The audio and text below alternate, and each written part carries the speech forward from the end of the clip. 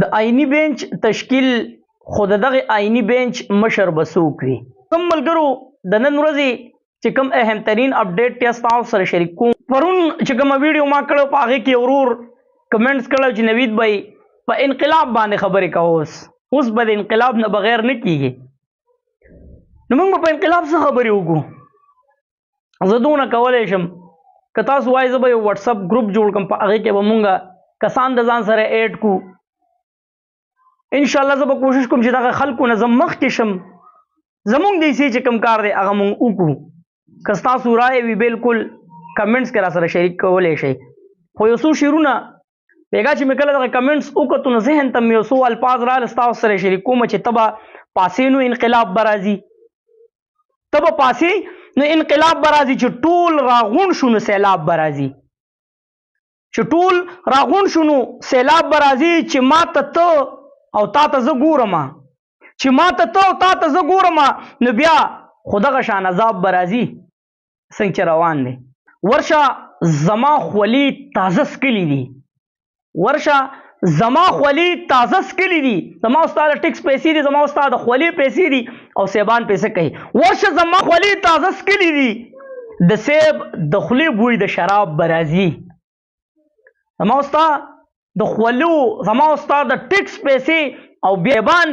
مزې او چرچې کوي. څه یو خو نه د ستا د ظلم قصه، څه یو خو نه د ستا د ظلم قصه، دویمه ورځ غونډ روغ کتاب به راځي. روزانه نه نو په دویمه ورځ حالات ګوري چې یو غونډ پیج راشي وي د پښتنو سره داسې چل وشو، نو په دویمه ورځ غونډ روغ کتاب به راځي. نو دغه د انقلاب شعرونه اوس راځم ملګرو، چې کوم د آئینی بینچ ترتیب جوړ شو. په آئینی بینچ ګوره عمران خان صاحب د ایډوانس د چې کومې خبرې دی مونږ تاسو ته کړې وي، دا هغه پلین دی را روان دی، په چا هم اعتماد نشو کولی، په چا هم اعتماد نشو کولی.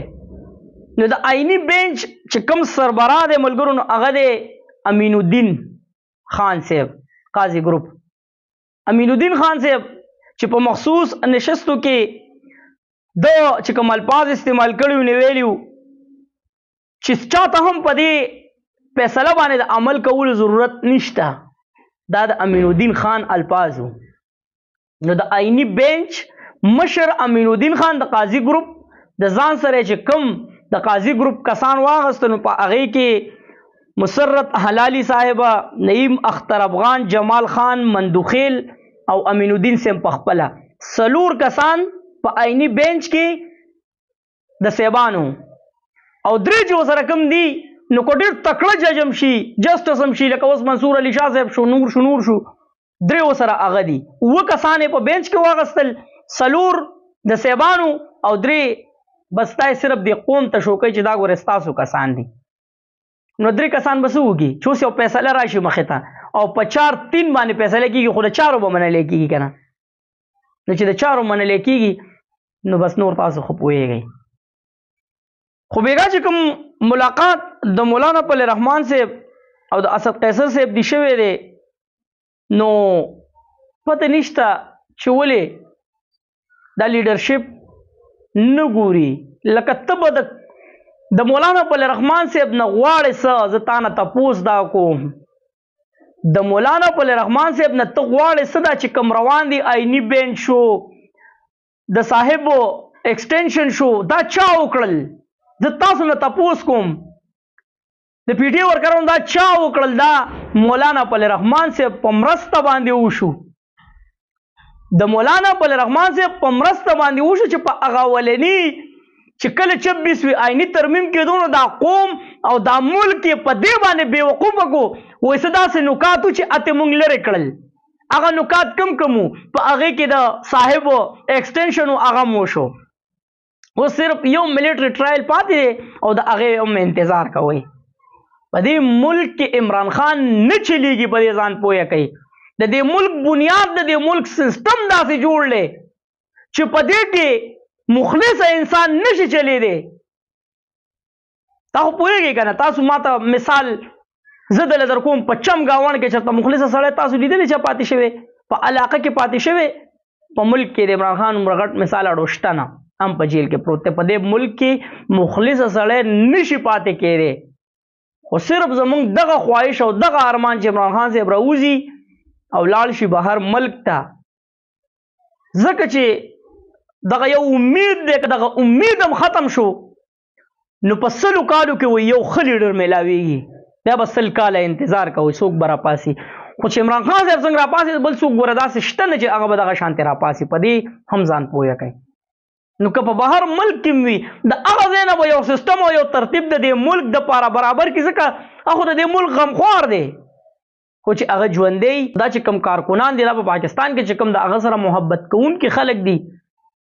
نو چې هغه دا لیډ کوي که د بهر ملک نه که د هر ځای نه نو الله دې رحم وکړي په دې باندې علیما خان ډېر بهترین الفاظ د عمران خان صاحب بهر راوړي دي عمران خان صاحب قوم له پیغام ورکړی دی چې د انصاف دپاره انقلاب ډېر زیات ضروري دی دوی خو به ما ټول عمر په جیل کې وساتي ټول عمر دپاره وایي دا ما ته قبول دی عمران خان صاحب وایي خو بهر چې کوم خلک ناست دي نو وایي تاسو ته دا چې کوم نظام دی کوم سیستم دی دا تاسو ته قبول دی چې ستا د خور ستا د لور ستا د مور سره به داسې کردار کېږي ستا د مخې ته به د نیمې شپې اوچتېږې بیا به په سړک باندې د پاسه د خپل پلار د خپل رور بینر نیولی او وی به چېرې زما پلار او زما رور ورک دی دا تاسو ته قبول دی نو فیصله اوس په تاسو باندې ما ته د ټول عمر د جیل ناسته قبوله ده وایي که تاسو ته دغه نظام قبول وي نو بس ستاسو خوښه ستاسو مرضي ملګرو موږ له مایوسي په هغه ټایم باندې پکار ده چې عمران خان صاحب نه وي چې تر څو پورې دغه سړی ژوندی دی نو موږ به مایوسه کېږو نه د دې خلکو مشن هم دقه دی د عوامو چې کوم جنون عمران خان صاحب سره دی د دې د ماتولو کوشش کوي د لیډرشپ په ذریعه کوي د حکومت په ذریعه کوي چې د هر چا په ذریعه کوي خو دغه مشن جاری دی او په هغې کې تقریبا زه به دا تاسو ته ووایم چې هغوی 95% کامیاب شوي دي بس د خلکو د خولې نه د خلکو د زړه نه هغه جنون هغه چې کومه ولوله وه هغه ختمېدو واله ده نو خپل به نه کموئ او انشاءالله العزیز الله به د خیر او د رحم فیصله کوي د الله جل شانه د رحم په انتظار یو لا مایوسه نه یو چرته مې الله خان آباد او خوشحاله ساته اخره کې وس پاکستان زنده باد کینګ عمران خان پاینده باد تل دی آباد دي زموږ وطن پاکستان دی او مسلمان دی الله